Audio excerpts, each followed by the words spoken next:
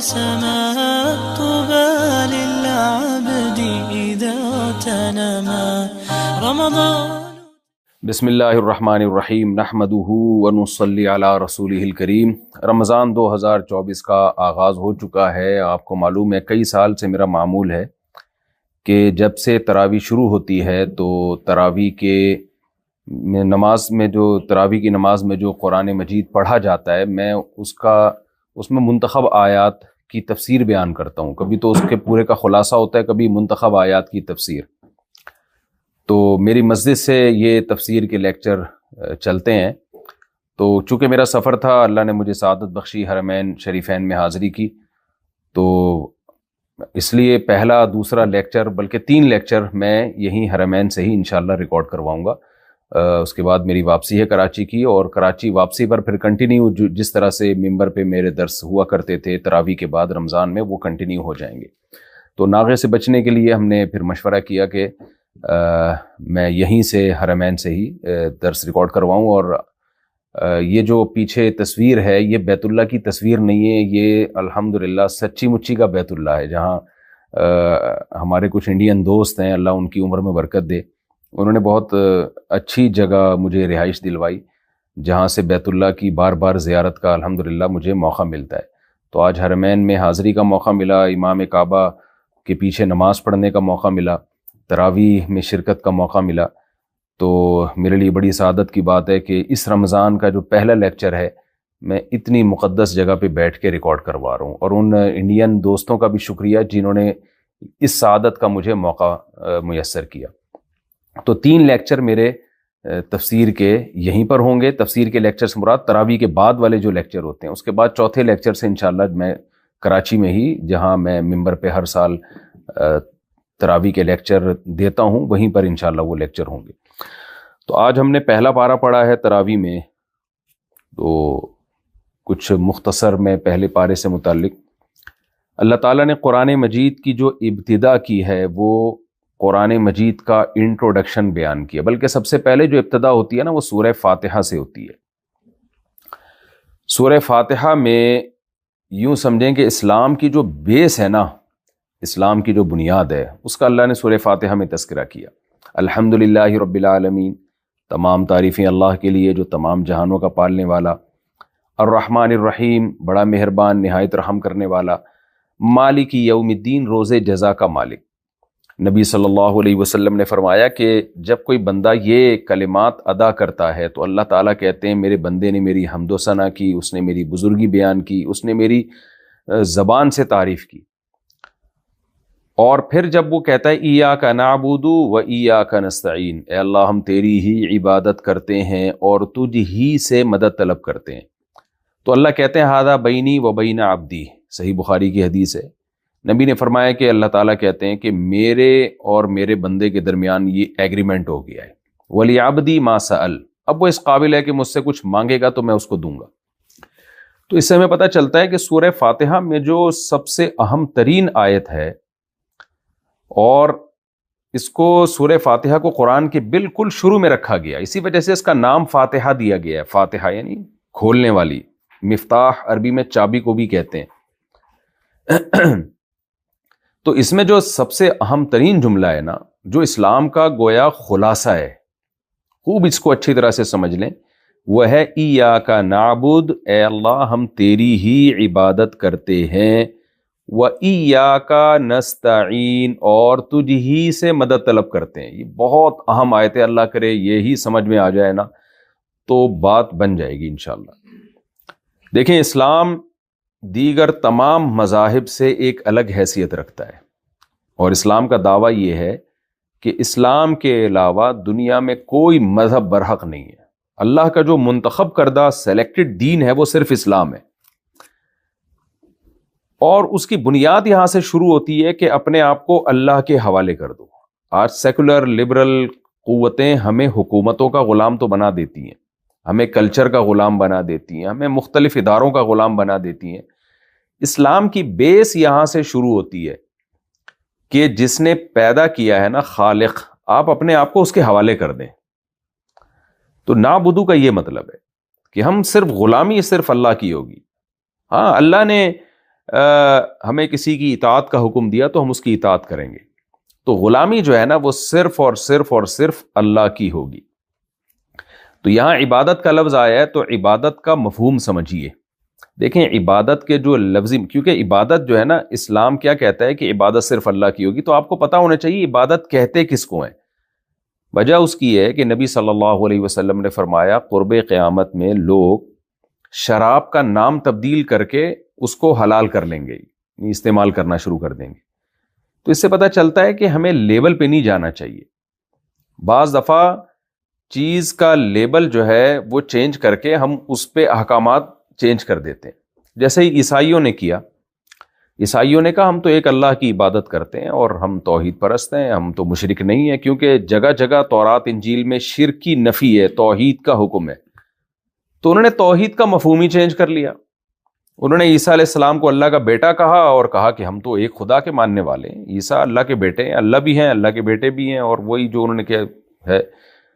تو بھائی آپ نے عبادت کا لفظ، عبادت اور توحید جو ہے تھی نا، توحید، اس کے لفظ کو تو آپ نے پکڑ کے رکھا لیکن اس کا مفہوم آپ نے چینج کر دیا.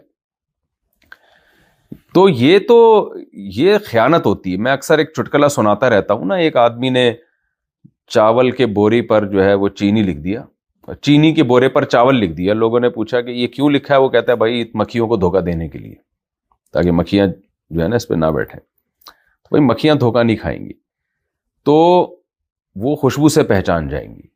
تو خوب سمجھ لیں اسلام کی بنیاد اس پر ہے کہ اللہ کے سوا کسی کی عبادت نہیں کرنی.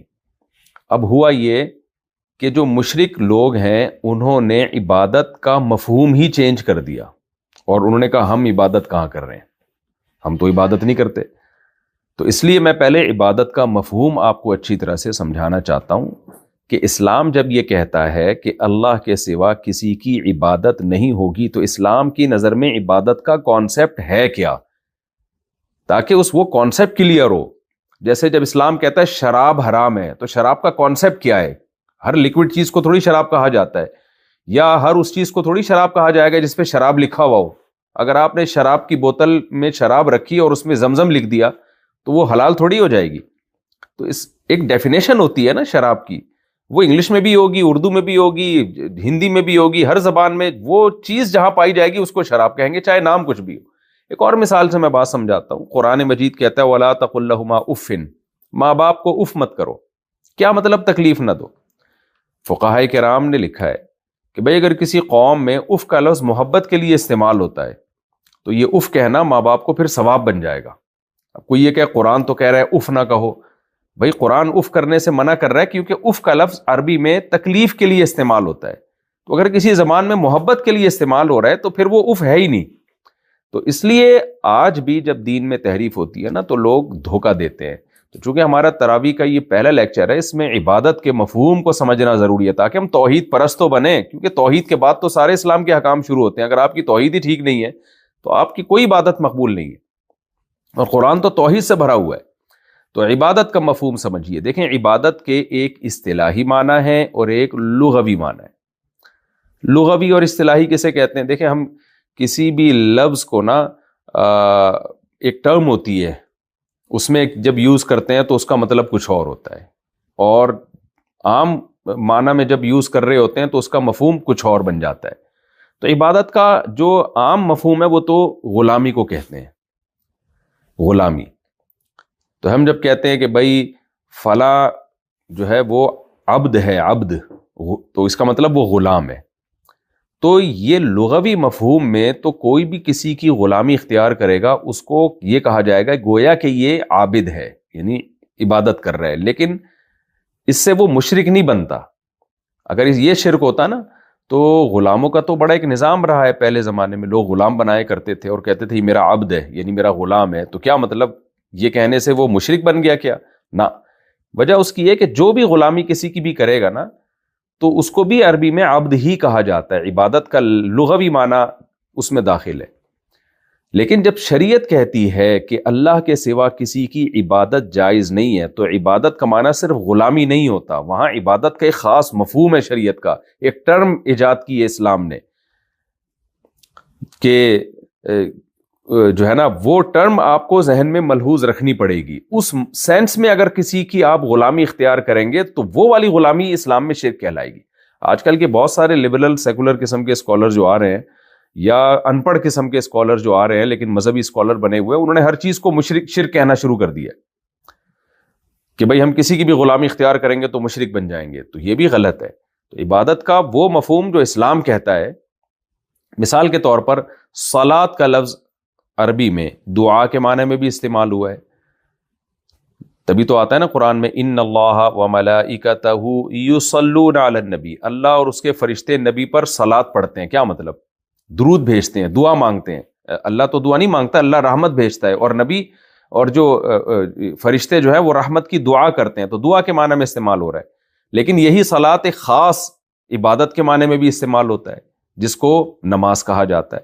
تو صلاۃ کا لفظ ایک جگہ کس سینس میں استعمال ہو رہا ہے، ایک جگہ کس سینس میں استعمال ہو رہا ہے. تو استعمال سے فرق پڑتا ہے. تو خوب سمجھ لیں، جب قرآن یہ کہتا ہے کہ اللہ کے سوا کسی کی عبادت مت کرو، تو وہاں عبادت کا مطلب صرف غلامی نہیں ہے. غلام تو ہم کسی کے بھی ہو سکتے ہیں. پہلے زمانے میں لوگ اپنے آقا کے غلام ہوتے تھے. ہم اپنے آپ کو نبی صلی اللہ علیہ وسلم کا غلام کہتے ہیں اور اس میں فخر محسوس کرتے ہیں. تو یہ ٹھیک ہے، یہ تو بہت شریعت میں مطلوب ہے. آپ اپنی ماں کے غلام بن جاؤ، آپ اپنے باپ کے غلام بن کے رہو، بہت اچھی بات ہے.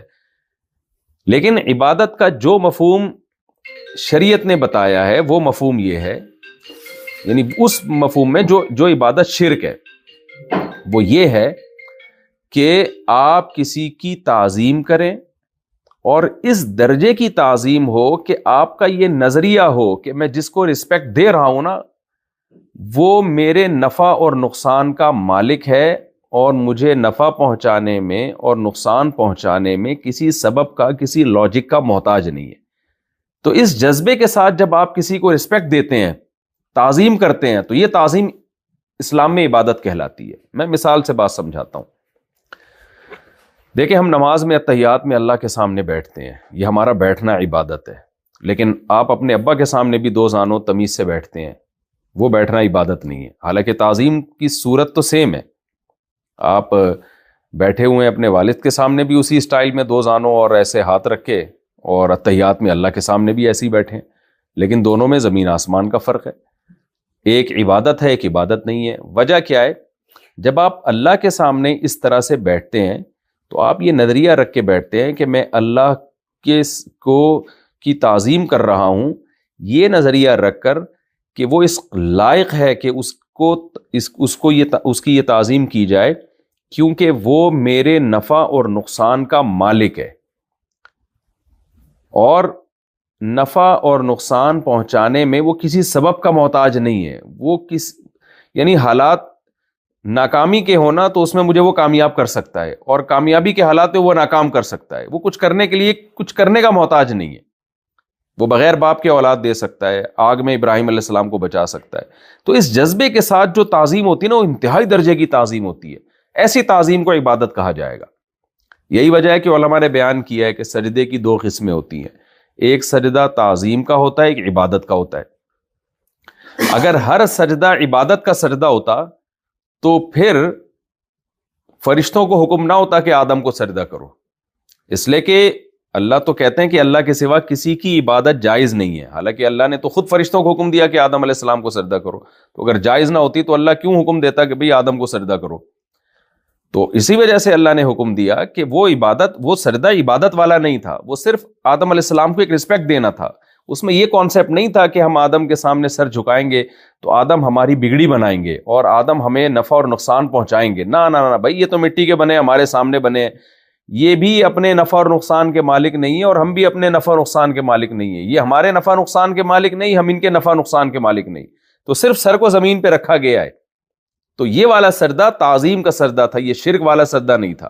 کیونکہ شرک والا سجدہ ہوتا، عبادت والا سجدہ ہوتا تو اللہ پابندی لگاتا، کیونکہ اللہ نے اپنی عبادت کے علاوہ ہر ایک کی عبادت کو حرام قرار دیا ہے.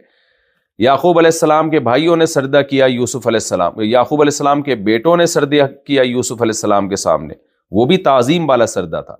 تو پتہ یہ چلا کہ بھائی ایک تعظیم ہوتی ہے اور ایک ہوتا ہے اس کانسیپٹ کے ساتھ کسی کو کی تعظیم کرنا کہ یہ آپ کے نفع اور نقصان کا مالک ہے. جب اس کانسیپٹ کو سامنے رکھ کر آپ کسی کو ریسپیکٹ دیتے ہیں اور تعظیم والا عمل کرتے ہیں تو یہ عمل عبادت کہلائے گا، اور یہ اللہ کے سوا کسی کے لیے حلال نہیں ہے، خوب سمجھ لیں۔ ہاں، اس امت میں تعظیم والے سجدے پر بھی اللہ نے پابندی لگا دی تاکہ شرک کا دروازہ ہی بند ہو جائے، خوب سمجھ لیں۔ ایک بات تو یہ ہو گئی۔ دوسری بات یہ کہ شریعت میں کچھ مواقع ایسے ہیں جہاں آپ کی نیت یہ نہ بھی ہو کہ سامنے والا نفع اور نقصان پہنچا سکتا ہے، اور آپ سامنے والے کو عزت دیں، تو شریعت نے بعض مواقع ایسے ہیں کہ ان میں اس تعظیم ہی کو شرک قرار دے دیا ہے۔ مثال کے طور پر آپ کسی پتھر کے بت کے سامنے جھکتے ہیں، جب آپ سے پوچھا جاتا ہے آپ اس کو عزت کیوں دے رہے ہیں، آپ یہ سمجھتے ہیں کہ میرے نفع اور نقصان کا مالک ہے، آپ کہتے ہیں نہیں نہیں نہیں، یہ میرے نفع نقصان کا مالک نہیں ہے، مجھے پتا ہے، میں ویسے رسپیکٹ دے رہا ہوں۔ تو یہ جو آپ کسی بت کے سامنے اگر جھکیں گے نا، تو شریعت نے آپ کے عمل کی جو آپ لاجک پیش کر رہے ہیں کہ میں ویسے ہی جھک رہا ہوں، شریعت اس لاجک کو نہیں مانتی۔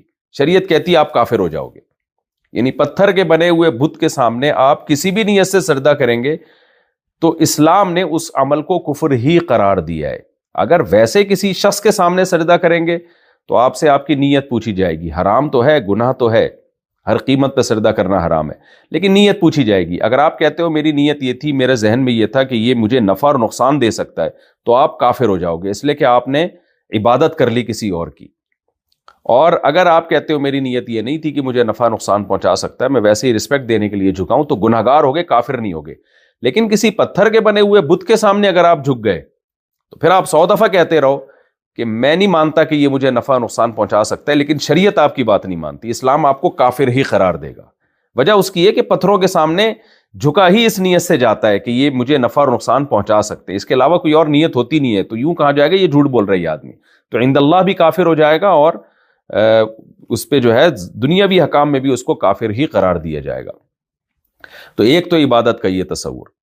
تو اسی طرح غیر اللہ کے نام پہ جانور ذبح کرنا، اس نیت کے ساتھ کہ ہم اللہ کے سوا کسی کو خوش کریں گے جانور ذبح کر کے، تو اس سے بھی آپ کافر ہو جاتے ہیں۔ کسی کے نام کا روزہ رکھنا، کسی بزرگ کے نام کا، کسی بت کے نام کا روزہ رکھنا کہ بھئی میں روزہ رکھ رہا ہوں اس کو خوش کرنے کے لیے، وہ مجھے نفع اور نقصان کا مالک ہے، وہ جب میں اس کے لیے روزہ رکھوں گا مجھے فائدہ پہنچائے گا، اس سے بھی آپ کافر ہو جائیں گے۔ تو یہ ہے عبادت کا مفہوم۔ دوسری چیز جو عبادت میں داخل ہے، خوب سمجھ لیں کہ میں نے ابھی آپ سے عرض کیا کہ جب آپ کسی کے سامنے جھکتے ہیں اس نیت سے کہ یہ مجھے نفع نقصان پہنچا سکتا ہے، تو اس جھکنے سے ہی کافر ہو جاؤ گے، آپ مشرک ہو جاؤ گے۔ تو خود سوچیں کہ اگر اس سے باقاعدہ مانگنا شروع کر دیں مرادیں، تو پھر تو 100% کافر ہو جائے گا انسان۔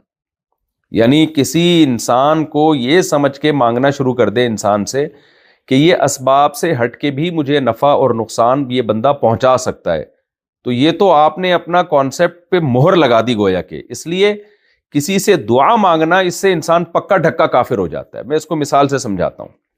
دیکھیں، جب بھی ہم کسی سے مدد مانگتے ہیں نا، تو اس مدد کی 2 صورتیں ہوتی ہیں۔ میں جیسے آپ سے مانگتا ہوں بھئی پانی لے آئیں، تو آپ اٹھیں گے، چل کے جائیں گے، کولر کو کھولیں گے، پانی نکالیں گے اور مجھے پلائیں گے۔ یہ سارے کام لاجک کے تحت ہو رہے ہیں۔ یہ وہ ہیلپ ہے جس سے انسان کافر نہیں ہوتا۔ یہ ہم پولیس سے بھی مدد مانگتے ہیں، گورنمنٹ سے بھی مدد مانگتے ہیں، لوگوں سے بھی مدد مانگتے ہیں، ڈاکٹروں سے بھی مدد مانگتے ہیں۔ یہ مدد صبح و شام لوگ ایک دوسرے سے مانگ رہے ہیں۔ یہ والی مدد نبی سے بھی نبی کے دور میں مانگی جاتی تھی۔ نبی کے پاس لوگ آتے تھے، آپ ہماری شفاعت کر دیں، یہ کام کر دیں، تو اسباب کے تحت آپ صلی اللہ علیہ وسلم ان کے کام کر دیا کرتے تھے۔ تو یہ مدد سب سے مانگی جا سکتی ہے۔ ہم ڈاکٹروں سے ہیلپ لے رہے ہوتے ہیں، پولیس سے ہیلپ لے رہے ہوتے ہیں۔ مدد ایک وہ ہوتی ہے کہ آپ کو پتا ہے کہ اسباب کی دنیا میں یہ کام ہونا ممکن ہی نہیں ہے، پھر آپ کہو کہ یار تم یہ کام کر دو۔ اس کا مطلب آپ سمجھتے ہو کہ اس کو کچھ ایسی طاقتیں ہیں کہ یہ کسی لاجک کے بغیر بھی کام کر دیتا ہے۔ اب جیسے حضرت مریم کو اللہ تعالیٰ نے شوہر کے بغیر اولاد دے دی، یہ کام کوئی ڈاکٹر نہیں کر سکتا، کوئی میڈیسن ایجاد ہوئی نہیں ہے کہ شوہر کے بغیر اولاد ہو جائے، باپ کے بغیر بچہ پیدا ہو جائے، کوئی ہے ہی نہیں، یعنی یہ سائنٹیفکلی ممکن ہی نہیں ہے۔ اسی طرح سائنٹیفکلی یہ ممکن ہی نہیں ہے کہ کوئی آگ میں جائے اور جلے نہیں، اور اس کے باڈی پہ کوئی کیمیکل بھی نہ لگا ہوا ہو۔ آپ کوئی آگ میں جل رہا ہے، آپ کسی بزرگ سے کہتے ہو کہ آپ کچھ پھو کرو اور یہ جو ہے نا یہ جلنے سے بچ جائے، اور آپ کو اللہ نے یہ طاقت دی ہے کہ آپ یہ کر سکتے ہو، اس کا مطلب آپ یہ سمجھتے ہو کہ اللہ نے اس شخص کو اسباب سے ہٹ کے بھی کچھ اختیارات دیے ہوئے ہیں۔ تو جب بھی آپ نے یہ کانسیپٹ آپ نے رکھا کہ کسی شخص کو، کسی جن کو، کسی فرشتے کو، کسی پیغمبر کو، کسی بزرگ کو خود سے اختیارات ہیں یا اللہ کے دینے سے اختیارات ہیں کہ وہ اسباب سے ہٹ کے بھی کچھ کام کر سکتا ہے، تو جہاں آپ کا یہ نظریہ بنا آپ اسی وقت اسلام سے خارج ہو جاؤ گے، کیونکہ اللہ کہتا ہے کہ میں نے اسباب سے ہٹ کے اختیارات کسی کو نہیں دیے، نہ کسی نبی کو، نہ کسی ولی کو، نہ کسی جن کو، نہ کسی فرشتے کو، یہ سارے اختیارات میرے ہاتھ میں ہیں، میرے پاس ہیں۔ تو اسی وجہ سے ہمیں سورہ فاتحہ میں یہ جو کہا گیا نا ایاک نعبد، اے اللہ ہم تیری ہی عبادت کرتے ہیں، تو یہاں عبادت سے اصطلاحی معنی مراد ہے، لغوی معنی، ڈکشنری والا معنی مراد نہیں ہے، اصطلاح جو ٹرم ہے یہ مراد ہے۔ تو آگے اللہ نے عبادت ہی کا جو سب سے بڑا حصہ ہے نا دعا، اس کا اللہ نے تذکرہ کر دیا، وَإِيَّاكَ نَسْتَعِينُ، اے اللہ مدد بھی ہم صرف تجھی سے طلب کرتے ہیں۔ یعنی مدد سے کون سی مدد؟ اسباب سے ہٹ کے، جیسے طوفان آ گیا اور آپ کو پتہ ہے نہ پولیس پہنچ سکتی ہے، نہ کوئی گورنمنٹ ہمارے لیے مدد کو پہنچ سکتی ہے، اور سمندر میں ہم گھرے ہوئے ہیں، ایسے موقع پہ آپ کو پتہ ہے بھائی سمندر کی موجوں کو تھامنے کی طاقت صرف اللہ کے ہاتھ میں، تو ایسے موقع پہ آپ اللہ کے سوا کسی ولی بزرگ کو پکاریں گے تو آپ کافر ہو جائیں گے۔ جہاں بھی مصیبت میں جب آپ کو پتا ہو کہ اب اسباب کی دنیا میں کوئی مجھے نہیں بچا سکتا، تو ایسے موقع پہ صرف اللہ کو پکارا جائے گا، اور ایسی پکار کو اسلام دعا کے لفظ سے تعبیر کرتا ہے، یہ عام پکار نہیں، اس کو دعا ایک نام دیا ہے، اس لیے دعا اللہ کے علاوہ کسی سے جائز نہیں ہے۔ تو اب میں جلدی سے بات کو سمیٹ کے آگے چلتا ہوں۔ اب آج کل کے مشرکوں نے کیا کیا ہے، انہوں نے عبادت کے لفظ اور مفہوم ہی چینج کر دیا ہے۔ جب ان سے کہا جائے کہ تم تو نبی سے مدد مانگتے ہو، اور تم عیسیٰ ابن مریم سے مدد مانگتے ہو، تم محمد صلی اللہ علیہ وسلم سے مدد مانگتے ہو، تو یہ تو شرک ہے۔ قرآن کہہ رہا ہے وَمَن يَدْعُ مَعَ اللَّهِ إِلَٰهًا آخر، جو اللہ کے سوا کسی کو بھی پکارے گا تو وہ جگہ جگہ اس کے لیے جہنم کی وعیدیں۔ تو وہ جواب میں کہتے ہیں بھائی ہم نبی کو خدا کے برابر تھوڑی سمجھتے ہیں، ہمارا تو یہ نظریہ ہے کہ اللہ نے اپنے حبیب صلی اللہ علیہ وسلم سے خوش ہو کر کچھ اختیارات اللہ نے ان کو بھی دے دی ہیں، تو ڈائریکٹ اللہ تک پہنچنے کے بجائے اب نبی سے مانگ لو، نبی ذریعہ بن جائیں گے۔ بھائی یہی تو وہ شرک تھا جو مشرکین مکہ کرتے تھے۔ مشرکین سے کہا جاتا تھا ان بتوں کو تم اپنے ہاتھ سے بناتے ہو، ان سے تم دعائیں کیوں مانگتے ہو؟ وہ کہتے تھے بھائی یہ اللہ کے نیک بندوں کی مورتیاں ہیں، ہم ان سے مانگیں گے، اللہ نے ان کو کچھ اختیارات دے دی ہیں، اولاد دینے کا اختیار فلاں بت کے پاس ہے، کاروبار میں برکت دینے کا اختیار فلاں بھگوان کے پاس ہے، اور مشکل سے نکالنے کا اختیار فلاں کے پاس ہے۔ میں جاپان گیا نا، تو وہاں جاپانیوں کا جو قدیم مذہب ہے جو اب تک چل رہا ہے، وہ مذہب یہ ہے کہ ہر کام کا ایک الگ خدا ہے۔ اصل تو ایک خدا ہے جو آسمانوں پہ ہے، لیکن اس نے اختیارات ڈیوائیڈ کیے ہوئے ہیں، یعنی اللہ نے اپنے بہت سارے وزیر خدا رکھے ہوئے ہیں، کروڑوں ہیں وہ، تو کام چونکہ کروڑوں ہیں، یعنی انہوں نے اللہ کو قیاس کر لیا دنیا کی حکومتوں پر۔ جیسے بادشاہ کو سینکڑوں وزیر رکھنے پڑتے ہیں، خوراک کا وزیر الگ، صحت کا وزیر الگ، ٹرینوں کا وزیر الگ، جہازوں کا وزیر الگ، یعنی ٹریولنگ کا الگ، اور جو ہے وہ جو ٹورسٹ آتے ہیں ان کی وزارت الگ ہے۔ تو بیسیوں، کیونکہ ایک اکیلا بادشاہ تو ساری دنیا کے سارے کام نہیں کر سکتا، تو کہتے تھے بھائی اللہ تعالیٰ نے نا ہر کام کے لیے بیسیوں قسم کے خدا رکھے ہوئے ہیں جن کو اللہ نے اختیارات دیے ہوئے ہیں، وہ والا کام یہ کرے گا، یہ والا کام۔ یعنی جاپان میں انہوں نے بتایا کہ ان کا بیت الخلاء کا بھی خدا ہوتا ہے، کہ اس کا کام ہے لوگوں کا، میرا خیال ہے یہی مطلب ہوگا کہ قبض وض لوگوں کا ٹھیک کرنا، یہی مطلب ہوگا اس کا۔ تو یہی کانسیپٹ جو ہے نا مسلمانوں میں بھی آ گیا۔ اب غیر مسلموں میں یہ تھا کہ بھگوان ہے بہت سارے جن کو خدا نے اختیارات دیے ہوئے ہیں، مسلمانوں میں آ گیا کہ نبی کو اختیار دیے ہوئے، غوث اعظم کو اختیار دیا ہوا اللہ نے۔ بھائی اللہ کہتے ہیں میں نے کسی کو کچھ بھی اختیار نہیں دیا، یا ایھا الناس انتم الفقراء الی اللہ واللہ هو الغنی الحمید، اے لوگو تم سب کے سب اللہ کے فقیر ہو، محتاج ہو، اللہ ہے غنی اور حمید، وہ بے پرواہ ہے اور سب اس کے محتاج ہیں اور وہ قابل تعریف ہے۔ تو یہ خوب اچھی طرح سمجھ لیں کہ توحید جو ہے نا، عقیدہ توحید کے بغیر کوئی عبادت مقبول نہیں ہے۔ تو ایاک نعبد آگے و ایاک نستعین، اے اللہ ہم مدد صرف تجھی سے طلب کرتے ہیں۔ تو مدد سے وہ مدد جو اسباب سے ہٹ کرو، وہ مدد کسی اور سے اگر آپ نے مانگی تو اسلام سے خارج ہو گئے، پھر ایڑیاں رگڑتے رہیں گے۔ اللہ کہتا ہے مشرک پر میں نے جنت کو حرام کر دیا ہے۔ اگر مشرک کی مغفرت کا کوئی چانس ہوتا تو صحیح ہے، مسلم کی حدیث ہے کہ حضرت عائشہ رضی اللہ تعالی عنہ فرماتی ہیں میں نے نبی صلی اللہ علیہ وسلم سے عرض کیا کہ یا رسول اللہ، ابو طالب جو تھے آپ کے چچا، انہوں نے کتنے غریبوں کو، مسکینوں کو کھانا کھلایا، اور کتنی آپ کی مدد کی. شعب ابی طالب میں جو گھاٹی میں جب مشرکین مکہ نے بائیکاٹ کیا نبی صلی اللہ علیہ وسلم کا، تو 3 سال تک کھانا پینا بند کیا اور تعلقات بند کیے. تو حضرت ابو طالب نے اس وقت بھی نبی کا ساتھ دیا، لیکن ایمان نہیں لے کر آئے. تو امی عائشہ نے پوچھا یا رسول اللہ، انہوں نے جو اسلام کی اتنی مدد کی اور آپ کی کفالت کی اور اتنا ہر موقع پہ آپ کا ساتھ دیا اور غریبوں کی مدد کرتے تھے، کیا یہ نیکیاں قیامت کے دن ان کے کام آئیں گی؟ تو آپ صلی اللہ علیہ وسلم نے فرمایا کہ وہ جہنم کے نچلے طبقے میں ہوں گے، اللہ اوپر کے طبقے میں لے آئے گا ان کو، لیکن جہنم سے نکالے گا نہیں. تو شرک کی مغفرت نہیں ہے مشرک کی. تو آج یہ شرک ہماری سوسائٹی میں بہت تیزی سے پھیل رہا ہے. جلدی سے میں بات کو، اب چونکہ پہلا لیکچر ہے میرا تو یہ توحید کا مسئلہ اچھی طرح سمجھ میں آ جائے، اس میں 2 چیزوں کو ایڈ اور کر لیں. ایک یہ کہ جب ہم یہ کہتے ہیں نا کہ سب اختیارات اللہ کے پاس ہیں، تو بعض مشرک قسم کے لوگ کہتے ہیں کہ پھر فرشتوں کو بھی تو اللہ تعالیٰ نے کام لیتا ہے نا، بارش برسانے کا کام فرشتوں کو دے دیا، اور جبریل علیہ السلام کے ذریعے اللہ نے مریم کے پیٹ میں پھونک ماری، یعنی حضرت جبریل نے پھونک ماری اور بچہ پیدا ہو گیا. تو جب جبریل اور فرشتوں کے ذریعے اولادیں مل سکتی ہیں اور بارشیں فرشتوں کے ذریعے ہو سکتی ہیں، تو نبی کے ذریعے کیوں نہیں ہو سکتی؟ تو خوب سمجھ لیں، اللہ نے کسی فرشتے کو بارش برسانے کا اختیار نہیں دیا ہے. اللہ کام لے لیتا ہے بعض دفعہ. جیسے قلم ہمارے ہاتھ میں ہوتا ہے تو ہم قلم سے کام تو لیتے ہیں، لیکن قلم کو لکھنے کا اختیار نہیں دیتے. یہی وجہ ہے کہ جب ہم نے کوئی تحریر لکھنی ہوتی ہے تو ہم قلم سے نہیں کہتے، جس کے ہاتھ میں قلم ہوتا ہے ہم اس سے کہتے ہیں. ہمیں پتہ ہے قلم نہیں ہل سکتا، وہ تو گھماؤ جدھر کو ادھر کو گھومے گا. تبھی ہم بارش کی دعا اللہ سے مانگتے، کبھی فرشتوں سے نہیں مانگتے. ہمیں پتہ ہے اللہ جدھر کو فرشتوں کو گھما دے گا، فرشتے تو وہاں گھوم جائیں گے. تو اس لیے اللہ نے نبی کو بھی اختیارات نہیں دیے. یہاں 2 سوال اور ہوتے ہیں معجزے اور کرامت کے بارے میں، کہ اچھا پھر بعض ولی اللہ کی کرامتیں بھی تو ظاہر ہو جاتی ہیں، یا پیغمبروں کے ہاتھ پہ معجزے بھی تو ظاہر ہو جاتے ہیں.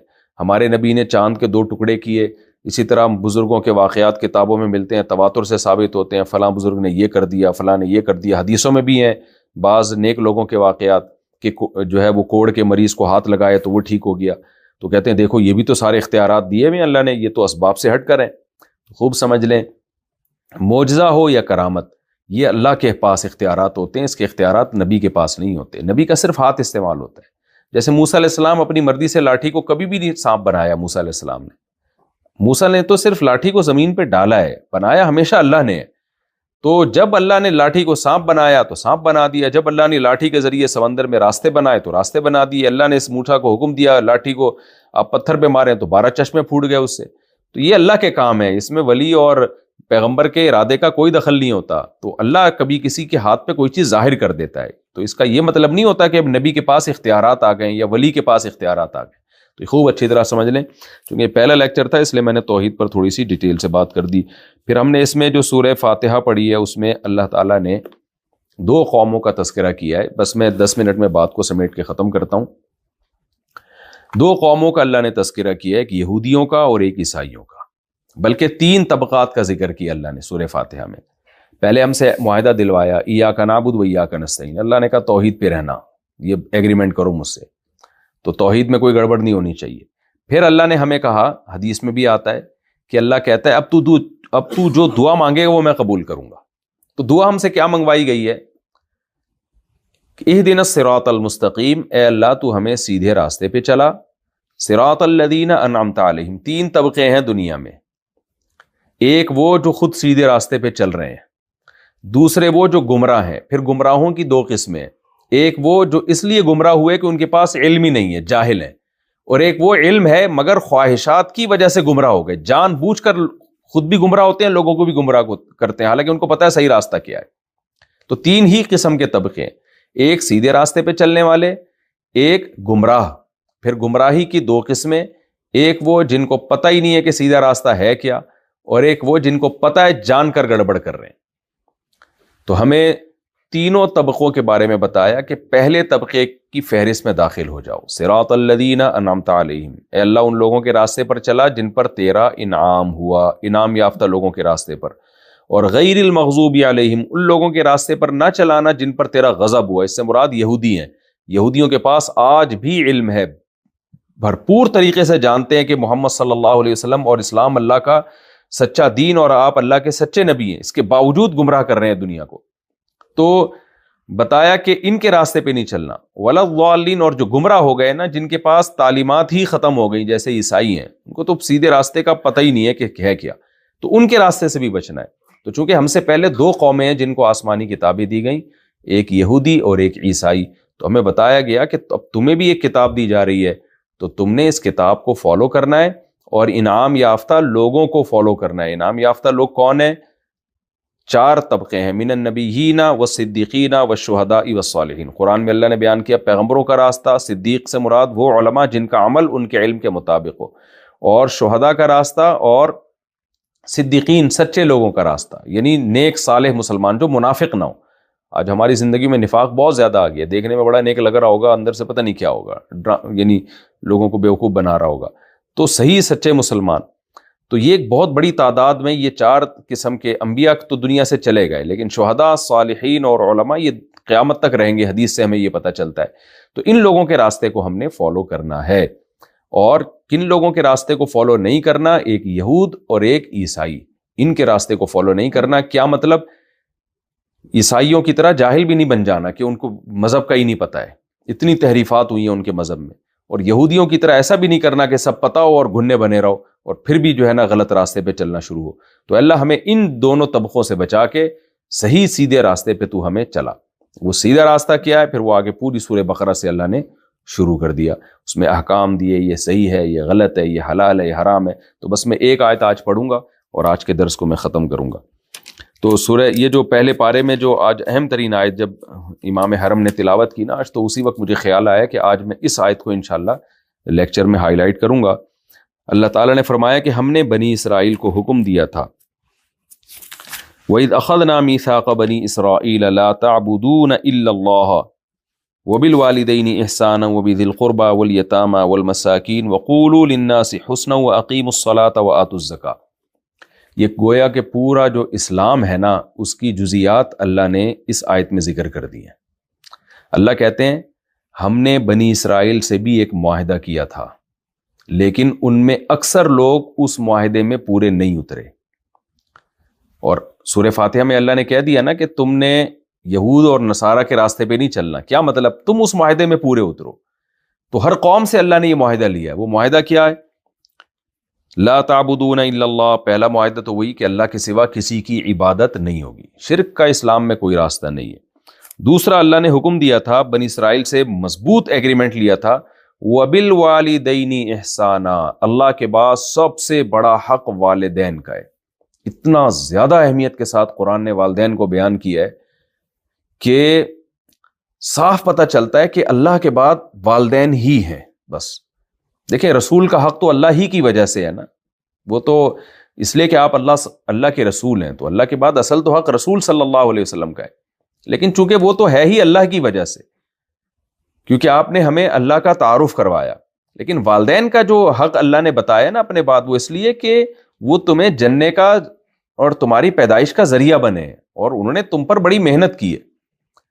تو میں جب یہ آیت سنتا ہوں، پڑھتا ہوں، بڑی حیرانگی ہوتی ہے کہ اللہ کہتے ہیں کہ ہم نے یہودیوں کو بہت تاکید کی تھی، اور آگے اللہ بتا رہے ہیں کہ ان میں سے اکثر لوگ اس حکم پہ پورے نہیں اترے۔ آج دیکھ لو یہود و نصارہ کا حال کیا ہے، انگریزوں کو دیکھو، باتیں کتنی بڑی بڑی کرتے ہیں اخلاقیات کی، پوری دنیا کو اخلاق سکھا رہے ہیں، اور باپ اور ماں کا حشر کیا کرتے ہیں آپ۔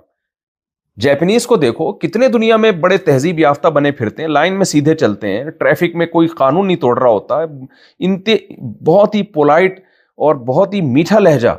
میں جب جاپان میں تھا، میں نے کہا کوئی ایک چیختا ہوا بندہ نظر نہیں آیا 10-11 دنوں میں، اتنی میٹھی زبان، لیکن اپنے بوڑھے ماں باپ کا کیسا جانوروں سے بدتر حشر کرتے ہیں اپنے ماں باپ کے ساتھ۔ 18 سال کے ہوتے ہی اس کو ٹاٹا کر کے چلے جاتے ہیں۔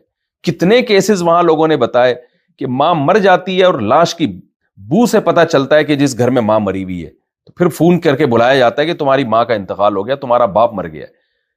تو یہ جو دنیا کے اخلاق ہے نا، یہ دھوکہ ہے نظر کا۔ اسلام ہے جو ہیومن رائٹس، جو اصل میں انسانیت کے حقوق آپ کو سکھاتا ہے۔ تو جو باپ اور جو ماں سب سے بڑے تھے، جس قوم نے ان کو نظر انداز کر دیا، تو وہ کہاں کے، تو اللہ نہیں چھوڑے گا۔ تو اللہ کہتے ہیں یہود نے بھی یہی کیا اپنے باپ اور ماں کے ساتھ۔ آج دیکھ لو نا یہودیوں کی حالت، اور آج عیسائیوں کی حالت دیکھ لو جا کے، کیا سلوک کرنے اپنے والدین کے ساتھ وہ۔ تو اس لیے خوب سمجھ لیں، آپ کی زندگی میں آپ کے لیے سب سے امپورٹنٹ آپ کے والدین ہیں۔ تو اللہ نہیں چھوڑے گا اگر آپ نے اپنے ماں باپ کی بڑھاپے میں خدمت نہیں کی. اور قرآن بڑھاپے ہی میں ماں باپ کے زیادہ حقوق بیان کر رہا ہے, کیونکہ آپ نے جوانی میں تو نچوڑ لیا ان کو جتنا نچوڑنا تھا, تو اصل تو ان کا حق بڑھاپے میں شروع ہوتا ہے کہ جب وہ آپ کے کام کے نہیں ہیں, اب وہ آپ کی خدمت کے محتاج ہیں, آپ ان کو ٹائم نہیں دے رہے, آپ ان کی کڑوی کسیلی برداشت نہیں کر رہے, آپ ان کو محبت نہیں دے رہے. تو اس لیے اللہ کہتے ہیں ہم نے ان سے یہ ایگریمنٹ کیا تھا. تو دنیا نہیں پوچھتی, دنیا کے اصولوں اور ضابطوں میں ماں باپ کی کوئی جگہ ہی نہیں ہے, لیکن اللہ کے ہاں جو ہے, اللہ کے بعد سب سے بڑا حق جو ہے وہ والدین کا ہے. تو اس رمضان میں ابھی سے نیت کر لیں کہ عقیدہ توحید پر ہم نے مضبوطی سے قائم رہنا ہے, اور اپنے والدین کے ساتھ احسان کا مطلب ایکسیلنسی پیدا کرنی ہے, ان کے ساتھ اچھے سلوک میں. احسان کہتے ہیں یعنی اعلیٰ درجے تک کسی چیز کو پہنچانا. اور دوسرا اللہ نے حکم دیا وذی القربا, والدین کے بعد سب سے بڑا حق ہے قرابت داروں کا, رشتہ داروں کا. قربا کہتے ہیں جو جتنا خونی رشتے میں قریب ہے. یہ چیز بھی یہودیوں سے اور عیسائیوں سے بھی نکل گئی. دوست کی گرل فرینڈ کی ویلیو ہے, سگے بھائی بہنوں کی کوئی پوچھتا ہی نہیں, اس سے ہے ہی نہیں بھائی بہن, سارا خاندانی نظام ہی تباہ و برباد ہو گیا ان کا. جاپانیوں کا بھی یہی حال ہے, تھائی لینڈ میں بھی یہی حال ہے, جن ملکوں میں گیا ہوں نا, غیر مسلم ملکوں میں, اب انڈیا کا بھی یہی حال ہو رہا ہے. وہاں بھی گرل فرینڈ بوائے فرینڈ اور گدے گھوڑوں والی زندگی, بھائی بہن چچا ماموں خالہ پھپھی تایا, سارا نظام تباہ و برباد ہو گیا. تو اسلام سب سے پہلے جس چیز کو ہائی لائٹ کرتا ہے وہ آپ کا اللہ سے رشتہ, اس کے بعد آپ کا والدین سے رشتہ, اس کے بعد آپ کا رشتہ داروں سے رشتہ. تو رشتہ دار ہوں گے تو رشتہ بنے گا نا, اور رشتے بنتے ہیں نکاح سے. تبھی میں بار بار جلدی شادی اور نکاح کی کثرت کو میں جو ہے وہ بیان کرتا ہوں, کیونکہ اسلام کی نظر میں اس کی کم ویلیو نہیں ہے. اسلام اس کو بہت زیادہ ویلیو دیتا ہے رشتہ داری کو. تو گوروں کی نظر میں تو اس کی کوئی ویلیو ہو تو صرف چاند پر پہنچنا اور ناسا اور ترقی کی باتیں کر رہے ہوتے ہیں. مادہ یعنی مادہ پرستی میں الجھ کے رہ گئے ہیں وہ. تو انسانیت صرف نام کی رہ گئی ہے ان کے ہاں, جو انسانیت اصل ہونی چاہیے وہ نہیں ہے ان کے ہاں.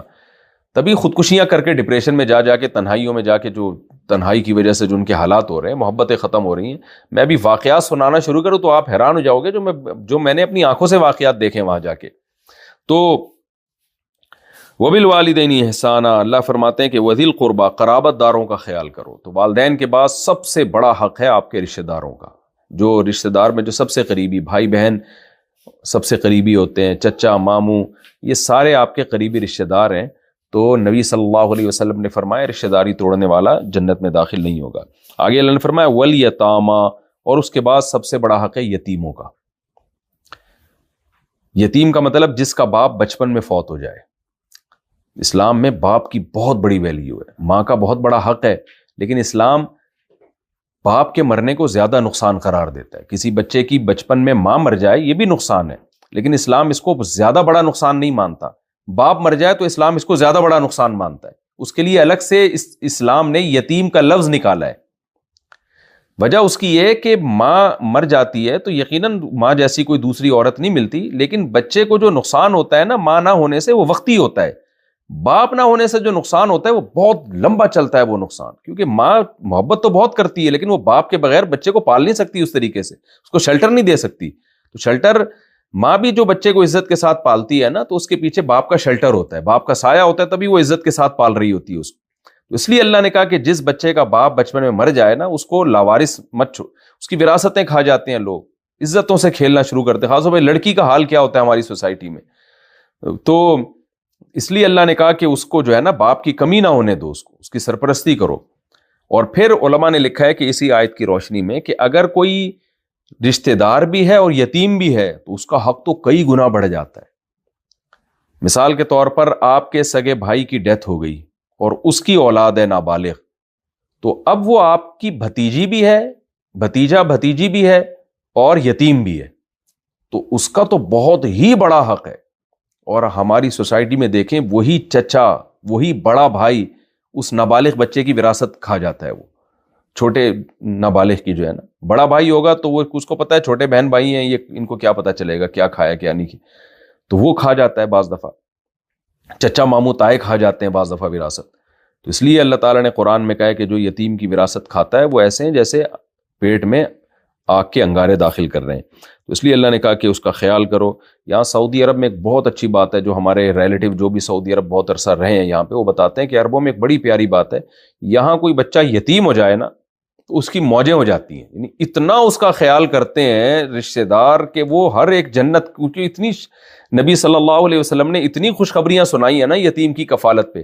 ہمارے ایک استاذ بتا رہے تھے بعض دفعہ تو اتنا لاڈ پیار اور اس کو اتنی سہولتیں دیتے ہیں وہ یتیم کو بگاڑ دیتے ہیں، یعنی اس کو لے جا کے نا شاپنگ کراتے ہیں، خرچ کرتے ہیں، تلاش کر رہے ہوتے ہیں کوئی خاندان میں یتیم ہو. تو عربوں میں بعض چیزیں بڑی خوب بہترین ہیں، کیونکہ نبی صلی اللہ علیہ وسلم نے جو کلام کیا وہ عربی میں ہے، قرآن عربی میں ہے، تو ان لوگوں کو بہت سی جو ہے نا وہ آیتیں ویسی سمجھ میں آ جاتی ہیں ان کے. تو بار بار قرآن اور حدیث یتیم کے حقوق کو بیان کرتے ہیں. تو ہم نے دیکھا ہے کہ جو ہے نا جس طرح ہماری سوسائٹی میں یتیم کو جو پروٹوکول ملنا چاہیے وہ ہماری سوسائٹی میں ملتا نہیں ہے. وقتی طور پر تو لوگ رو رہے ہوتے ہیں، باپ مر جائے تو ہائے یتیم بچے، 2-4 دفعہ کچھ چندہ وندہ بھی دے دیں گے، اس کے بعد ان بچوں کو کوئی پوچھنے والا نہیں ہوتا، تربیت بھی نہیں ہوتی، اور جو حال ہوتا ہے وہ سب کو پتہ ہے. تو اس لیے اللہ تعالیٰ نے قرابت داروں کے بعد یتیم کا حق بیان کیا، والمساکین، پھر اس کے بعد عام غریبوں کا، مسکینوں کا، عام مسکینوں کا اللہ نے حق بیان کیا ہے کہ جو بھی کمزور ہے اس کو لاوارث مت چھوڑو. یعنی ترتیب بیان کیے، دیکھیں یہ قرآن کی بلاغت ہے. سب سے پہلے حق اللہ کا، اس کے بعد والدین کا، اس کے بعد رشتہ داروں کا، پھر یتیموں کا، اور یتیم میں کوئی رشتہ دار ہو تو وہ تو ڈبل حق ہو گیا اس کا. اس کے بعد عام مسکینوں کا، ان کو بھی ایسے ہی نہ چھوڑ دیں سوسائٹی میں لاوارث کہ بھئی میں نے پیسہ کمایا تو میں جانوں. نہ ضرورت مند محتاج لوگ ہیں، آپ کے ذمے ہیں ان کی مدد کرنا. اب دیکھیں یہاں پر ہماری سوسائٹی میں ایسا ہوتا ہے، ایک بھائی کروڑوں روپے کما رہا ہوتا ہے، دوسرا بے روزگار ہے، اس کے پاس کھانے کو روٹی نہیں ہے، تو بڑا اس کو پوچھ نہیں رہا ہوتا، یا ایک بھائی دوسرے بھائی کو پوچھ نہیں رہا ہوتا. بھائی اس کے مانگنے سے پہلے آپ اس کا خیال کرو. آپ کی کوئی بہن بیوہ ہے، یتیم ہے وہ، تو آپ اس کے پوچھنے سے پہلے اس کا خیال کریں. تو اللہ نے کہا کہ جو بھی کمزور ہیں ان کا خیال کرو. وَقُولُوا لِلنَّاسِ حُسْنًا، اور لوگوں سے جب بات کرو اچھی بات کرو، انداز بھی اچھا ہونا چاہیے، بات بھی اچھی ہونی چاہیے. حضرت قتادہ بڑے مشہور تابعی ہیں، بہت بڑے مفسر ہیں، ان سے کسی نے پوچھا کہ کیا ہم غیر مسلم سے بھی اچھے انداز سے بات کریں؟ تو انہوں نے قرآن کی یہی آیت پڑھی کہ قولوا للناس حسنا. اللہ کہتے ہیں لوگوں سے اچھے انداز سے بات کیا کرو. اللہ نے یہ نہیں کہا مسلمانوں سے. تو جو جس سے بھی آپ بات کریں تو بات میں آپ کا لب و لہجہ شائستہ ہونا چاہیے اور بات بھی اچھی ہونی چاہیے. نبی صلی اللہ علیہ وسلم نے فرمایا کہ مسکرا کے بات کرنا بھی صدقہ ہے. اور آخری آیت، یہ تو اللہ نے حقوق اللہ کے یعنی مخلوق کے حقوق بیان کیے. وَأَقِيمُوا الصَّلَاةَ وَآتُوا الزَّكَاةَ، اللہ نے فرمایا اور اسلام میں جو چیز تمہیں دوسروں سے ممتاز کرے گی وہ ایک الگ سے چیز ہے. وہ کیا ہے؟ کہ نماز پابندی سے قائم کرو اور زکوٰۃ ادا کرو. تو نماز کے بغیر تو اللہ چھوڑتا ہی نہیں ہے کسی قیمت پہ. یہ ہو ہی نہیں سکتا کہ مسلمان نماز نہ پڑھے. تو یہ احکام جب ہم اپنی زندگیوں میں لائیں گے تو پھر ہم اپنے آپ کو مسلم کہلانے کے مستحق ہوں گے. تو اللہ کہتے ہیں ہم نے یہودیوں سے یہ ایگریمنٹ کیا تھا، مگر یہودی اس ایگریمنٹ میں پورے نہیں اترے. تھوڑے لوگ اترے، زیادہ تر انہوں نے اللہ کے حکم کی نافرمانی کی، اور وہی کیا جو آج بہت سارے مسلمانوں میں بھی گمراہ قسم کے اسکالر کر رہے ہیں. وہ دین اور مذہب کو دنیا کا ایک دھندا بنایا وہ یہودیوں نے. آج بہت سارے بدعتی لوگ یہی کر رہے ہیں. دین اور مذہب ایک دھندا بن چکا ہے، رش لگانے کا ذریعہ اور نعرے بازی کا ذریعہ. جو اسلام کے جو حقیقی تعلیمات ہیں ان کو فالو نہیں کیا جا رہا جو اللہ نے ان آیات میں بیان کی. تو اللہ کہہ رہا ہے یہودیوں کو ہم نے یہ حکام دیے تھے، یہ کیے نہیں، انہوں نے کچھ اور شروع کر دیا. تو مسلمان بھی یہی کر رہا ہے، جو کرنے کے کام ہیں یہ ہیں جو اللہ نے بیان کیے، ہم وہ نہیں کر رہے، باقی سب کچھ کر رہے ہیں. تو میں انہی الفاظ پہ اپنی درس کو ختم کرتا ہوں. 2 دن مزید اسی طرح درس ہوگا، اور میں نے بتایا چوتھا درس انشاءاللہ پھر میں اپنی کراچی پہنچ چکا ہوں گا، سفر میرا کمپلیٹ ہو جائے گا. تو اللہ تعالیٰ سے دعا ہے اللہ تعالیٰ جو کچھ ہم نے سنا ہم سب کو اس پر عمل کی توفیق عطا فرمائے. وما علینا الا البلاغ.